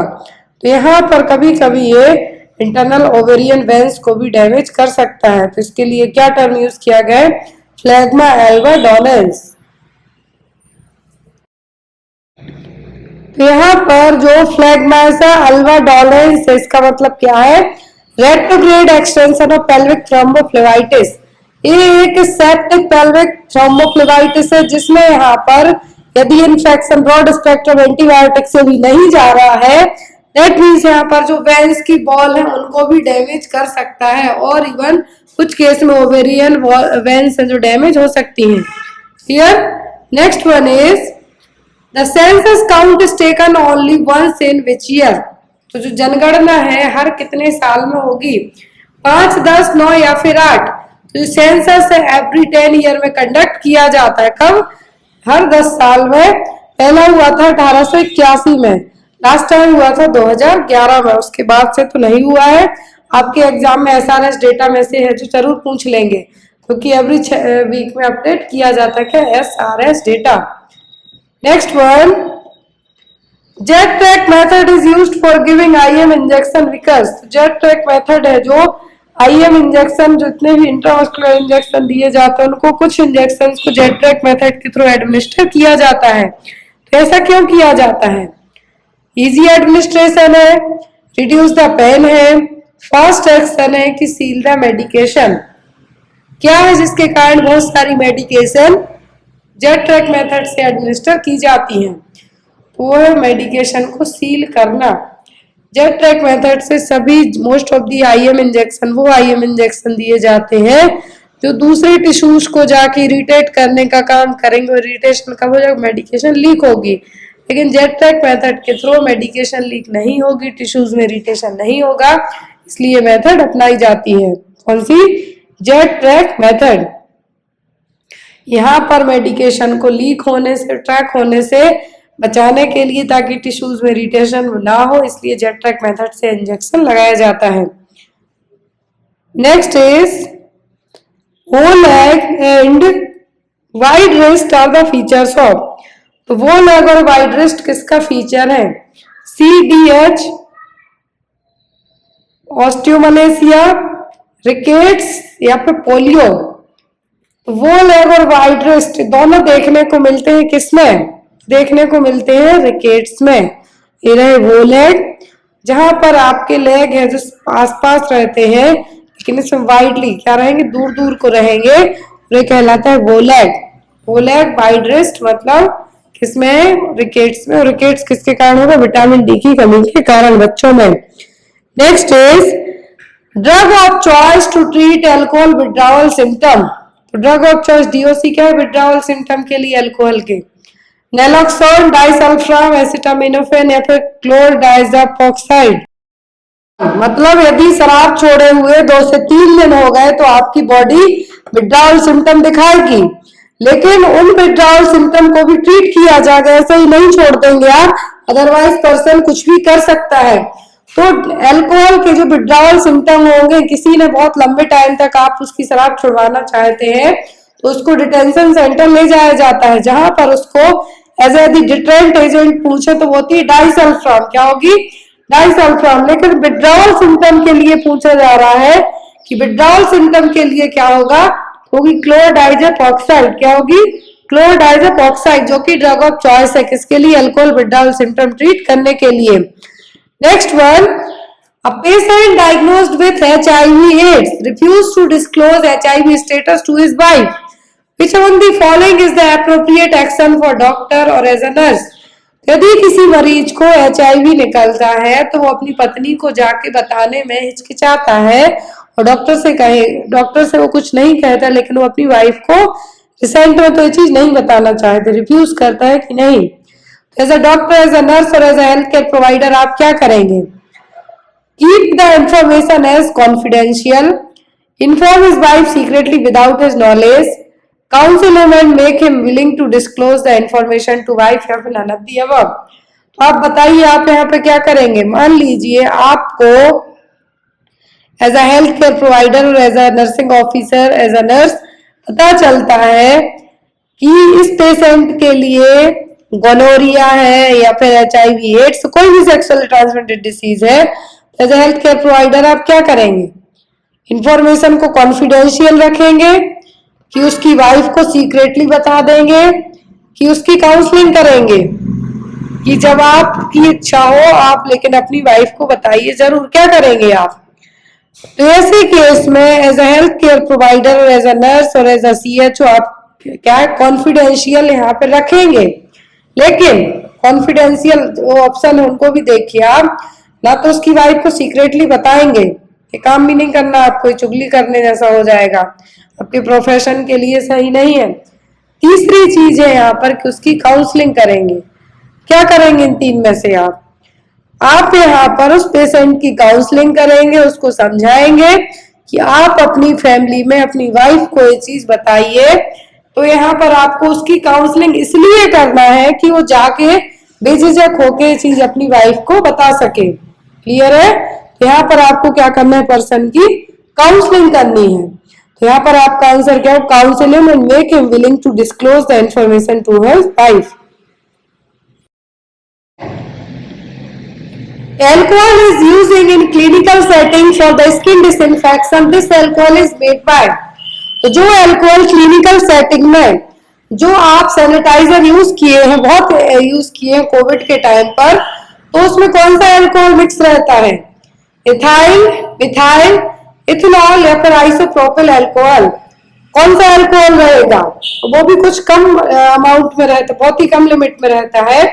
तो यहाँ पर कौन सा अल्कोहल यूज किया जाएगा हॉस्पिटल में, क्लिनिकल सेटिंग में, और जो आप सैनिटाइजर यूज करते हैं तो वो कौन सा अल्कोहल है? वो होता है आइसोप्रोपिल अल्कोहल। कौन सा? Isopropyl alcohol. यहाँ पर आपका आंसर क्या होगा? Isopropyl. Next is the formula used to calculate the estimated fetal weight is. तो फीटल का एस्टिमेटेड वेट चेक करने के लिए कौन सा फॉर्मूला यूज किया जाता है? Johnson's formula, Naegele's formula, Jacobson formula या फिर नन ऑफ द अबव। कौन सा फॉर्मूला अपनाया जाता है यदि फीटस का वेट चेक करना है? आपको बच्चा गर्भ में ही है और आपको बच्चे का क्या करना है? वजन पता करना है। जो डिलीवरी होती है, जब यहाँ पर पहले से जो स्कैनिंग की जाती है उसमें बताया जाता है कि आपके बच्चे का वजन इतना है, अब आपको इंड्यूस कर सकते हैं, सिजेरियन कर सकते हैं। तो यहाँ पर ये चीज है। तो फीटस का वेट है जो कितना, कैसे कैलकुलेट करेंगे आप? कौन से फॉर्मूला से? नेगल्स रूल से तो आप EDD निकालेंगे कि कब डिलीवरी होगी। जैकबसन फॉर्मूला है जो यहाँ पर जो जैकबसन फॉर्मूला है ये भी हमारी मेडिकल में यूज किया जाता है, लेकिन जैकबसन फॉर्मूला यहाँ पर नहीं किया जाएगा। यहाँ पर जो फॉर्मूला यूज होगा फीटल वेट पता करने के लिए कि गर्भ में पल रहे बच्चे का वजन कितना है, होगा जॉनसन्स फॉर्मूला। कौन सा? Johnson's formula. और यहाँ पर आप कैसे पता करेंगे फीटल वेट को? यदि आपको ग्राम में पता करना है तो fetal head at plus station, fetal head at zero station, fetal head at minus station. तो यहाँ पर यदि फीटल वेट की बात करें आपको, एक तो हो गया जॉनसन्स फॉर्मूला, ये जब आपकी सोनोग्राफी की जाती है उस टाइम पे ज्यादा अच्छे से बताया जाएगा। अब यहाँ पर एक और फॉर्मूला यूज होता है, वो होता है Dare's formula. Fundal height in centimetre equal into abdominal girth in centimetre. तो फंडल हाइट कितनी है और एब्डोमिनल गर्थ क्या है उसको कैलकुलेट करके, तो डेयर्स फॉर्मूला हो गया, जॉनसन्स फॉर्मूला हो गया। गर्भ में पल रहे बच्चे का यूट्रस में जो फीटस है उसका वेट पता करने के लिए फॉर्मूला यूज किए जाते हैं। तो जॉनसन्स फॉर्मूला हो गया, एक और होता है डेयर्स। तो ये दोनों किसके लिए यूज किए जाते हैं? फीटल वेट के लिए। नेगल्स यूज किया जाता है ईडीडी के लिए। Next is drug of choice for induction of ovulation is. तो ओव्यूलेशन मतलब किसी का पीरियड्स का आएंगे तभी तो एग रिलीज होगा, ओव्यूलेशन होगा तब तो पीरियड्स आएंगे, लेकिन यहाँ पर नहीं हो रहा है, ओव्यूलेशन नहीं हो रहा है, कौन सी मेडिसिन दी जाएगी? नाउअडेज हर एक चीज के लिए दवाई है। तो यहाँ पर जो मेडिकेशन यूज की जाएगी वो क्या होगी? प्रोजेस्टेरोन, एस्ट्रोजन, मेटफॉर्मिन या फिर क्लोमिफेन। तो डीओसी या फिर ड्रग ऑफ चॉइस पूछे ओव्यूलेशन के लिए एग रिलीज होगा आपका, तो वो क्या होगी? क्लोमिफेन। क्या होगी? क्लोमिफेन, जो कि ओव्यूलेशन इंड्यूसिंग टैबलेट है। Next one is cancer of the cervix is caused bye, बहुत फेमस क्वेश्चन नर्सिंग का आता भी है। सर्वाइकल कैंसर का कॉज क्या है? Human papilloma virus, HIV, treponema pallidum, trichomonas vaginalis. तो जो ट्राइकोमोनास इन्फेक्शन होता है उसके लिए ट्राइकोमोनास वेजाइनेलिस बैक्टीरिया रिस्पॉन्सिबल है। ट्रिप्नोमा पैलिडियम है सिफिलिस के लिए। किसके लिए? सिफिलिस के लिए। HIV एड्स वाला वायरस है यहाँ पर। HPV क्या है? HPV सर्वाइकल कैंसर के लिए रिस्पॉन्सिबल है। अब यहाँ पर इस क्वेश्चन के साथ आपको 4 क्वेश्चन और जुड़ते हैं। पहला, पेप स्मीयर किया जाता है टेस्ट सर्वाइकल कैंसर की स्क्रीनिंग के लिए। होता किससे है cervical cancer? Human papilloma virus से। यहाँ पर इसके लिए नाउअडेज रिसेंट में इंडिया ने, अभी तक इंडिया ने जो वैक्सीन नहीं बनाई थी लेकिन अभी बनाई है सर्वावैक वैक्सीन, जो कि बहुत ही जल्दी है जो गवर्नमेंट स्कूल्स में 14 साल तक की एज की गर्ल्स को है जो लगाई जाएगी ताकि सर्विक्स कैंसर से प्रिवेंट किया जा सके। तो इंडिया की पहली क्वाड्रीवैलेंट ह्यूमन पैपिलोमा वायरस वैक्सीन होगी जो कि सर्वाइकल कैंसर से लड़ेगी, और जो आधार पूनावाला की कंपनी है वो इसके लिए बनाएगी। किसको? सर्वावैक को। सीरम इंस्टीट्यूट इसको बनाएगी। Next is in intrathecal injection administration drug थोड़ा। तो इंट्राथीकल इंजेक्शन दिया जाता है तो मेडिसिन कहाँ पे दी जाएगी? सुप्राफिशियल वेन में, कार्डियक एरिया में, नी में, स्पाइन में, कहाँ पे दी जाएगी इंट्राथीकल इंजेक्शन? तो इंट्राथीकल, थीकल का मतलब ही आपकी पूरा जो बैक है वो एरिया हो गया, और ये हो गई आपकी स्पाइन। क्या होगी? स्पाइन।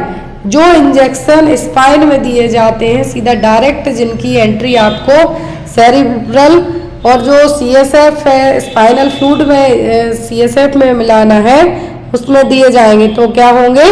Intrathecal injection. और कहाँ पे दिए जाएंगे? सीधा स्पाइन में।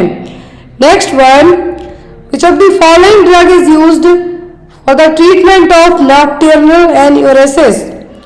तो नॉक्टर्नल एन्यूरेसिस मतलब बेड वेटिंग, रात के टाइम में बिस्तर में सूसू करते हैं यदि बच्चे बड़े, तो क्या दवाई देंगे आप? इमिप्रामाइन, ट्राजोडोन, क्लोरप्रोमाजीन या फिर सर्ट्रेलिन। तो यहाँ पर कौन सी मेडिसिन देंगे एन्यूरेसिस के लिए? DOC पूछा है तो वो होगी इमिप्रामाइन। लेकिन यदि यहाँ पर बिना किसी डॉक्टर की एडवाइस के नहीं देना, एक तो मिलेगी ही नहीं आपको मेडिकल पे बिना प्रिस्क्रिप्शन के। तो इमिप्रामाइन है जो कि एक एंटी डिप्रेसेंट मेडिकेशन है, बाजार में टोफानिल नाम से अवेलेबल होगी। ट्राईसाइक्लिक एंटी डिप्रेसेंट है, एक मेन तो डिप्रेशन के लिए यूज की जाती है, लेकिन कभी कभी इसका यूज पैनिक और एंजाइटी डिसऑर्डर के लिए भी होता है। साथ ही साथ यदि आपको एग्जाम में पूछते हैं कि drug of choice for bed wetting, तो यही है same, imipramine. Next is what should you monitor when a patient taking high dose of acetaminophen over a prolonged period?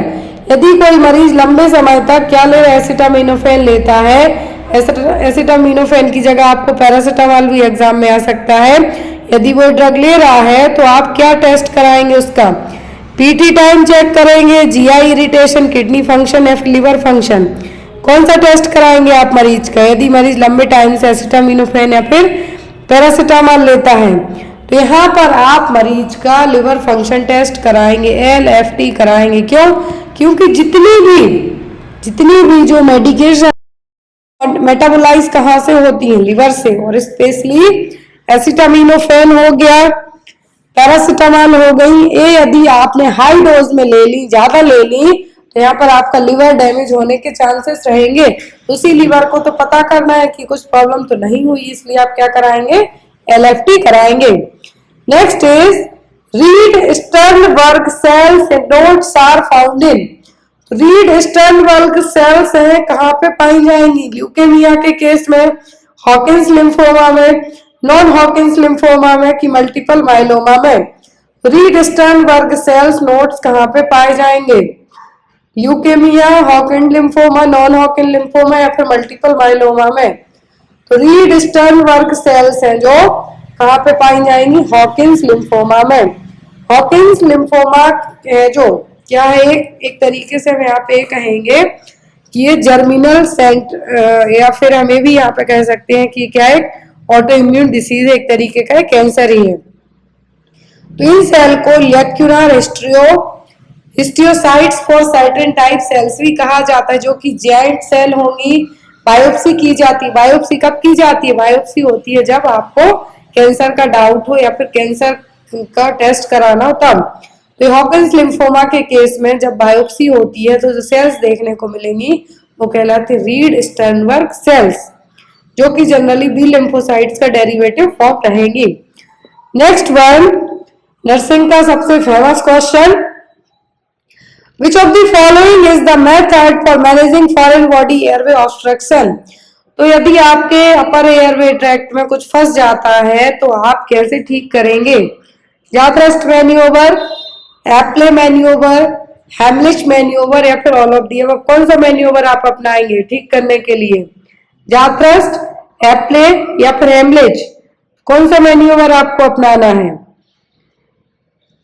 तो यहाँ पर यदि अपर एयरवे में कुछ भी चोकिंग हो जाए, ऑब्स्ट्रक्शन हो जाए, तो आप हेमलिच मैन्यूवर अपना के ठीक करेंगे। किससे? हेमलिच मैन्यूवर से। एप्ले मैन्यूवर जनरली यूज किया जाता है यदि किसी को बिनाइन पोजिशनल वर्टिगो हो रहा है। वर्टिगो मतलब है कि ये जनरली किसी को एक साइड करवट लेके लेटने में प्रॉब्लम होती है, उसको लगेगा कि उसके कान के अंदर कुछ है जो रिंगिंग टाइप का साउंड हो रहा है, तो यहाँ पर वर्टिगो होगा, मतलब चक्कर टाइप से जो आएगा वो है। तो जो एप्ले मैन्यूवर है वर्टिगो के लिए किया जाएगा। जाथ्रस्ट मैन्यूवर एयरवे ओपन करने के लिए होता है। तो यहाँ पर मैं लिख देती हूँ कि वर्टिगो के लिए होगा क्या? एप्ले मैन्यूवर। यदि अपर एयरवे ऑब्स्ट्रक्शन है तो हेमलिच, और एक इसके लिए एयरवे के लिए। नेक्स्ट इज, और यहाँ पर जो हेमलिच मैन्यूवर है, यदि एब्डोमिनल थ्रस्ट के, कभी कभी हेमलिच मैन्यूवर की जगह आपको एग्जाम में एब्डोमिनल थ्रस्ट भी आ जाता है, तब भी आप इसको मार्क कर सकते हैं। बच्चों में आता है तो फैट बैक ग्लोब, छोटे एडल्ट्स में आता है तो Heimlich. Next is, which nursing intervention is appropriate to prevent pulmonary embolus in a patient who is prescribed bed rest? यदि मान लीजिए किसी मरीज को कंप्लीट बेड रेस्ट कहा गया है, तो एज अ नर्स आप उसको क्या एडवाइस करेंगे कि पल्मोनरी एम्बुलेंस डेवलप ना हो? मतलब कि जो आपका वेन में ब्लड फ्लो हो रहा है उसमें कोई भी क्लॉट ना बने और वो जम के लंग्स में ना जाए, तो उसको आप क्या कहेंगे? पल्मोनरी एम्बुलस, और इस एम्बुलस को प्रिवेंट करने के लिए आप क्या एडवाइस देंगे? लेकिन मरीज को बेड रेस्ट दिया गया है पूरे तरीके से। ऑप्शन में है limit the patient fluid intake, encourage deep breathing and coughing, use the knee gads when the client is in bed, या फिर teach the patient to move legs in the bed। यदि बेड रेस्ट दिया है तो यहाँ पे आप person को कफिंग ब्रीदिंग की बात नहीं हो रही, यहाँ पे एम्बुलस की ब्लड में क्या वो हो जाए, एम्बुलाई बन के फ्लो होके लंग्स में ना पहुंचे, सीधी सी बात। तो यहाँ पर आपको क्या करना है, उसके पैर हिलाने के लिए कहना है, क्योंकि सबसे ज्यादा जो एम्बुलेंस बनने का खतरा होता है जो भी लॉन्ग वेन्स होंगी वहां पर, यहाँ पर लेग में ही आप पॉसिबल हो तो हाथ पैर दोनों हिलाते रहिए ताकि आपको एम्बुलेंस का फॉर्मेशन ना हो। एम्बुलेंस का फॉर्मेशन नहीं होगा तो पल्मोनरी एम्बुलाई नहीं होगा। Next is foot drop occurs due to, तो फूड ड्रॉप किसके कारण होगा? Sciatic nerve, brachial plexus, deep peroneal nerve, या फिर सुपरफिशियल पेरोनियल नर्व। किसके कारण फूड ड्रॉप होगा? आपको लगेगा कि पैर नीचे को लटका सा हुआ है, तो ये होगा आपका डीप पेरोनियल नर्व के डैमेज होने के कारण। ये देखिए जो डांसर्स होते हैं जनरली उसमें बहुत देखने को मिलेगा। Foot drop is caused by weakness और paralysis of the muscles involved in lifting the front part of the foot. जो आपके पैर का आगे का हिस्सा है वहां पे जो मसल्स है उन मसल्स में वीकनेस होना या फिर पैरालिसिस होना, और यहाँ पर जो नर्व ही रहेगी जो पैरालिसिस वाले काम करती है वो नर्व होती है पेरोनियल नर्व, जो आपके पैर को उठाने में हेल्प करती है। तो क्या है foot drop? Inability to lift the front part of the foot of the ground, तो आप अपने पैर को धरती पे प्रॉपर नहीं उठा पाएंगे, ये होता है डीप पेरोनियल नर्व में इंजरी के कारण। Next is delirium tremors is a withdrawal symptom. तो डेलिरियम ट्रेमर्स किसके विथड्रॉवल सिम्टम है? ओपियोइड्स के, अल्कोहलिज्म के, कैनाबिस के कि कोकीन के? डेलिरियम ट्रेमर्स किसके विथड्रॉवल सिम्टम्स हैं? सबको पता होना चाहिए। तो ये है किसके? अल्कोहलिज्म के। जो लोग लंबे टाइम तक शराब पीते हैं, आफ्टर दैट उनकी शराब अचानक से छुड़वा दी जाए तो एज अ विथड्रॉवल के तौर पर उनकी बॉडी डेलिरियम ट्रेमर्स दिखाएगी। ये डेलिरियम ट्रेमर्स कभी कभी इतने ज्यादा हानिकारक और खतरनाक हो सकते हैं कि मरीज अपनी जान भी दे देता है।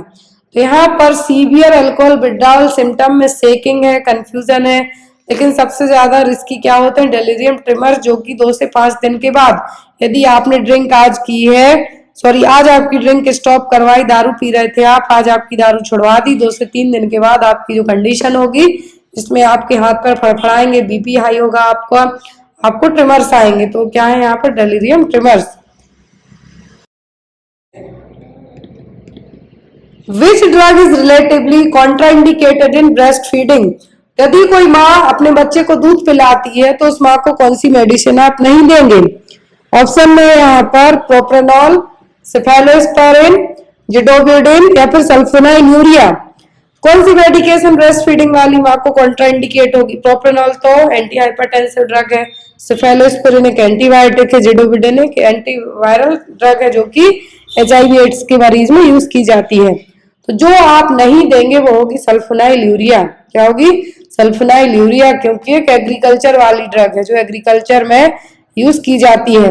और यहाँ पर ये मेडिसिन एंटी डायबिटिक ड्रग के तौर पर भी यूज की जाती है। किसको? डायबिटिक मेलाइटस 2 को ट्रीट करने के लिए। तो यहाँ पर सल्फोनाइलूरिया क्यों नहीं देना है? क्योंकि आपके मिल्क जो ब्रेस्ट फीडिंग आपका बच्चा करता है तो उसके साथ में बच्चे को अफेक्ट करेगी, इसलिए नहीं देना है।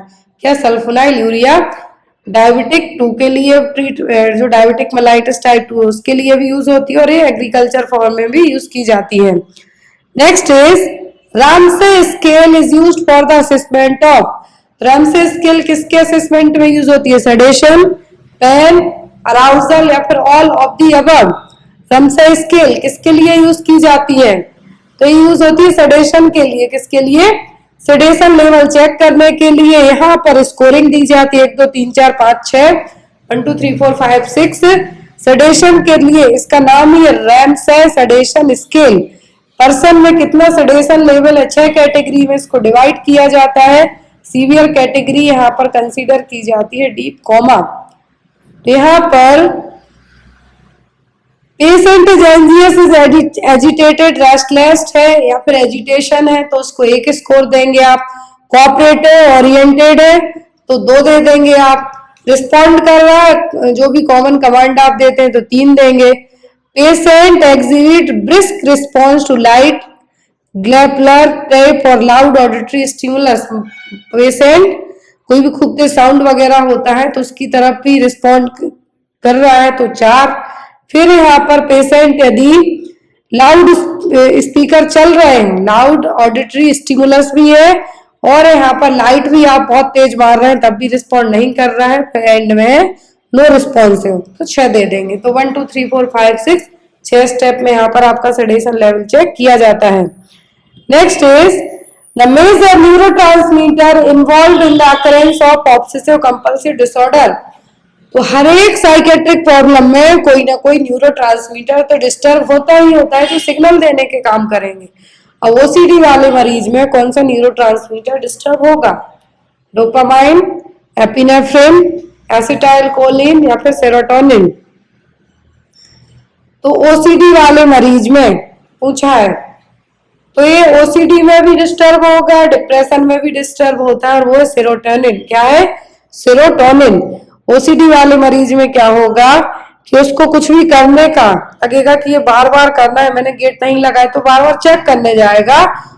उसके माइंड में जो थॉट आ रहे हैं वो उसका ऑब्सेशन है और जो काम वो जाके कर रहा है बार बार वो कंपल्सन है। याद रखें, थॉट्स दैट मीन्स ऑब्सेशन और जो आप जाके करते हैं वो क्या है? आपका कंपल्सन। तो यहाँ पर ओसीडी का जो न्यूरोट्रांसमीटर डिस्टर्ब होगा वो क्या होगा? सेरोटोनिन। अब यहाँ पर एसिटाइलकोलिन हाई हो जाता है डिप्रेशन में, लो रहेगा एल्जाइमर में। नॉरएपिनेफ्रिन मलेरिया में हाई रहेगा, सिजोफ्रेनिया में हाई होगा लेकिन डिप्रेशन में घट जाएगा। सोमेटोस्टेटिन हंटिंगटन डिसीज कॉज करेगा यदि बढ़ गया लेवल तो। डोपामिन का लेवल मैनिया और सिजोफ्रेनिया में बढ़ जाता है जबकि पार्किंसन और डिप्रेशन में घट जाता है डोपामिन। सेरोटोनिन का लेवल तो घट ही जाता है डिप्रेशन में घटेगा, ओसीडी में घटेगा, लेकिन एंजाइटी अटैक आता है तभी बढ़ जाता है।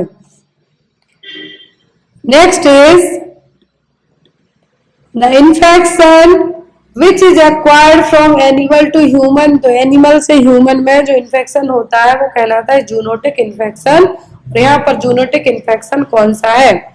पर्ट्यूसिस, तो बॉर्डेटेला पर्ट्यूसिस से होगा। प्लेग, मलेरिया या फिर पोलियो। तो यहाँ पर जो इन्फेक्शन एनिमल टू ह्यूमन मतलब जूनोटिक है और जूनोटिक इनमें क्या है? प्लेग है। क्या है? प्लेग जो एर्सीनिया पेस्टिस बैक्टीरिया से होगा। जो फ्ली है वो किसी भी इन्फेक्टेड एनिमल्स के या फिर जो रेट्स वगैरह के ऊपर से बैठ के आई हैं फिर उसमें जो बैक्टीरिया होगा वो आपको डिसीज देगा, एर्सीनिया पेस्टिस। प्लेग क्या हो गई? एक जूनोटिक इन्फेक्शन हो गया। Next one, Which of these is a true regarding lumbar puncture method? Lumbar puncture method के लिए सही क्या है? Also known as spinal tape. Knee chest position will be given to patient. Needle passed between third और fourth और fifth lumbar vertebra. So या फिर ये कह सकते हैं L3 to L4 या फिर L4 to L5. All of the above. Lumbar puncture CSF बाहर निकालना है टेस्टिंग के लिए तो लंबर पंचर किया जाएगा।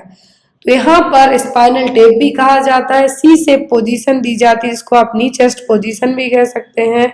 यहाँ पर निडल कहाँ पे इंसर्ट की जाती है? L3 to L4 या फिर L4 to L5 में। दैट मीन्स आपके आंसर क्या है? सभी सही है।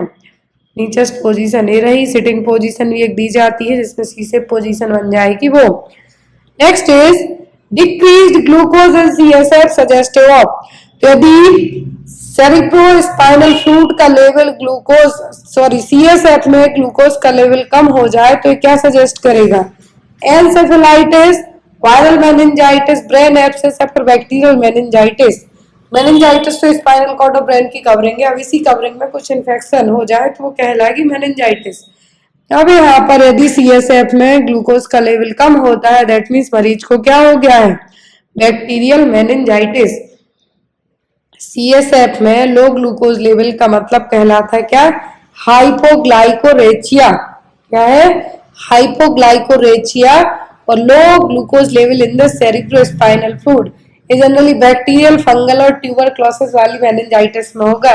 ट्यूबरक्लोसिस मेनिंजाइटिस भी बैक्टीरिया के कारण ही होगी और इसमें ग्लूकोज का लेवल कम हो जाएगा। तो याद रखें, हाइपोग्लाइको तो आपको समझ में आया कि लो ग्लूकोज लेवल, कोरेचिया का मतलब यहाँ पर CSF है। Next is common side effect of drug phenytoin is, तो फेनिटोइन का कॉमन साइड इफेक्ट क्या है? फेनिटोइन ड्रग ऑफ चॉइस है एपिलेप्सी के लिए, तो यहाँ पर कॉमन साइड इफेक्ट क्या है? Bleeding gums, gingival hyperplasia, cushingoid appearance, या फिर ऑल ऑफ दी अबव। तो फेनिटोइन जो कि ड्रग है, एपिलेप्टिक ड्रग है, तो इसका साइड इफेक्ट क्या होगा? इसका साइड इफेक्ट होगा जिंजिवल हाइपरप्लासिया। क्या है? जिंजिवल हाइपरप्लासिया और over growth of gum tissue around the tissue. आपके दांतों की तरफ जो गम्स टिश्यू है उनमें ज्यादा ग्रोथ होना। हाइपरप्लासिया का मतलब है क्या? ओवर ग्रोथ होना। यहाँ पर फेनिटोइन क्या है? एपिलेप्टिक ड्रग है जो कि ड्रग ऑफ चॉइस मानी जाती है। जिंजिवल हाइपरप्लासिया इसका क्या हो गया? एक साइड इफेक्ट हो गया। और भी साइड इफेक्ट होते हैं, हेडेक होगा, नोजिया, वॉमिट, कॉन्स्टिपेशन होगा, लेकिन जो एक यहाँ पर क्लासिकल साइड इफेक्ट पहुंचा है वो क्या होगा? जिंजिवल हाइपरप्लासिया, दांतों की चारों तरफ गम्स है, उन गम्स में एक्स्ट्रा टिश्यूज की ग्रोथ का होना। Next is Ram, a 32-year male, has been admitted to the intensive care unit for following a motor vehicle accident. Assessment found a positive Killing sign. What does this indicate? Killing sign पूछा है। Killing sign किसमें देखने को मिलेगा? मरीज ICU में है, motor vehicle accident हुआ है, पॉजिटिव Killing sign निकला है, तो ये क्या है? किसमें निकलेगा? हीमोथोरेक्स में, स्कल फ्रैक्चर में, पेल्विक फ्रैक्चर में, कि रेट्रोपेरिटोनियल फ्रैक्चर में? किस केस में मरीज के लिए Killing sign देखने को मिलेगा? तो अगर रेट्रोपेरिटोनियल फ्रैक्चर, क्या है?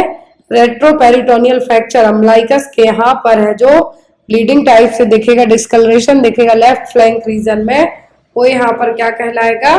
Grey Turner sign. और यही साइन यदि ऊपर की तरफ देखने को मिलेगा तो ये क्या कहलाएगा? आपका Killing sign। Killing sign haemorrhagic discolouration है अम्बलाइकल एरिया के पास में, जो अम्बलाइकस है नाभि उसके पास में। इंट्रापेरिटोनियल है, इंटरनल कुछ ब्लीडिंग हुई है लेकिन बाहर ब्लड नहीं दिख रहा है, स्किन कटी नहीं हुई है, तो ये क्या? कोई इंटरनल ब्लीडिंग हुई है, कहाँ पर? अम्बलाइकस के एरिया में, अम्बलाइकस नाभि के आपके चारों तरफ, तो वो यहाँ पे क्या कहलाएगी? आपकी Killing sign। लेकिन जब यही चीज जो फ्लैंक एरिया है, ये एक्यूट पैंक्रेटाइटिस में देखने को भी मिलेगा। क्या? Grey Turner sign. यहाँ पर जो आपको दिख रहा है क्या है? आपका Killing sign। Next one is atropine is commonly used prior to administration if inhalant anaesthetics to reduce. As an inhaler के तौर पे यूज किया जाएगा, किसको कम करने के लिए? मसल टोन को, सीक्रेशन को, नोजिया, वॉमिटिंग को, कि all of the above. Atropine use की जाती है म्यूकस सीक्रेशन को कम करने के लिए, ताकि म्यूकस सीक्रेशन कम होगा तो आप एस्पिरेशन से मरीज को बचा सकते हैं। अदरवाइज मरीज आप कुछ भी कर रहे हैं और यहाँ पर क्या हो जाए? मरीज एस्पिरेट कर रहा है, जो भी म्यूकस मुंह में आए, तो उस म्यूकस सीक्रेशन को कम करने के लिए एट्रोपिन है जो दिया जाता है। Next one, early features of aspirin poisoning. यदि मरीज को ओवरडोज हो गई है एस्पिरिन, तो यहाँ पर क्या साइन देखने को मिलेंगे? ऑप्शन में है यहाँ पर rashes, metabolic acidosis, ringing sensation in the year, या फिर हेडेक। तो यहाँ पर एस्पिरिन जनरली क्यों दी जाती है? एस्पिरिन उन लोगों को आप नहीं देते हैं जिनको प्लेटलेट्स काउंट घटने का डर हो, क्योंकि ये क्या करेगी? खून को पतला करने का काम भी करती है। तो यहाँ पर एस्पिरिन है, यहाँ पर यदि ये क्या हो जाए? ओवरडोज हो जाए, तो यहाँ पर क्या साइन देखने को मिलेंगे? रेसेस होंगे, मेटाबॉलिक एसिडोसिस होगी, रिंगिंग सेंसेशन होगा कानों में, कि हेडेक होगा। क्या होगा? तो यदि एस्पिरिन ओवरडोज हो जाती है तो यहाँ पर मरीज के कानों में रिंगिंग साउंड, टिनिटस जिसको आप कहेंगे, क्या कहेंगे यहाँ पर? टिनिटस। टिनिटस है जो देखने को मिलेगा, मरीज को लगेगा कि कानों में घंटियां सी बज रही हैं वो। और यदि इसका एंटीडोट पूछे एस्प्रिन का तो वो क्या होगा, वो कहलाता है एक्टिवेटेड चारकोल। क्या है? Activated charcoal. जो सैलिसिलेट है, क्या है? सैलिसिलेट और एस्प्रिन है, इनके लिए यदि एंटीडोट पूछे तो क्या है? Activated charcoal. Next one, vaccine preventable neonatal diseases. तो वैक्सीन प्रिवेंटेबल न्यूनेटल डिसीज कौन सी है? टीबी, पर्ट्यूसिस, टिटनस या फिर मीजल्स। तो मतलब न्यूनेट्स को तो वही वैक्सीन प्रिवेंटेबल डिसीज होगी, जब यूट्रस में रहेगा बच्चा, बाहर आएगा तो वो न्यूनेट कहलाएगा, मतलब उस टाइम पे आप उसको उस डिसीज से बचा पाए हैं। तो वो कौन सी होगी? वैक्सीन प्रिवेंटेबल न्यूनेटल डिसीज, तो वो होगी टिटनस। क्या होगी? टिटनस। क्योंकि माँ को ड्यूरिंग द प्रेगनेंसी 2 टीटी के शॉट दिए जाते हैं, 4-4 महीने का गैप देके टीटी के 2 डोज दिए जाते हैं, तो इसीलिए टिटनस क्या मानी जाएगी? Vaccine preventable disease. टीबी की वैक्सीन तो बच्चा होने के बाद होगी, दी जाएगी बच्चे को, तो वो न्यूनेटल वैक्सीन प्रिवेंटेबल डिसीज में नहीं आएगी, बीसीजी देंगे बाद में। पर्ट्यूसिस के लिए आप देंगे डीपीटी वाला शॉट देंगे, मीजल्स 9 महीने में देंगे। तो यहाँ पर जो preventable vaccine preventable neonatal disease होगी वो क्या होगी? Tetanus. Question, what is the condition in which children is pulling out here? कौन सी कंडीशन है जिसमें बच्चा अपने खुद के बाल खींचेगा? इमिप्रामाइन, एक्रोफोबिया, ओलिंजापाइन या फिर ट्राइकोटोलोमैनिया। कौन से केस में बच्चा अपने खुद के बाल नोचेगा, खींचेगा? इसका आंसर आप लोग कमेंट बॉक्स में देना। आई होप आपको आज की क्लास अच्छी लगी हो। कोई भी डाउट वगैरह रह जाता है तो आप बेझिझक होकर कमेंट बॉक्स में पूछ सकते हैं या फिर मुझे व्हाट्सएप में मैसेज करके पूछ सकते हैं। Thank you for watching us. Bye bye, take care, good night.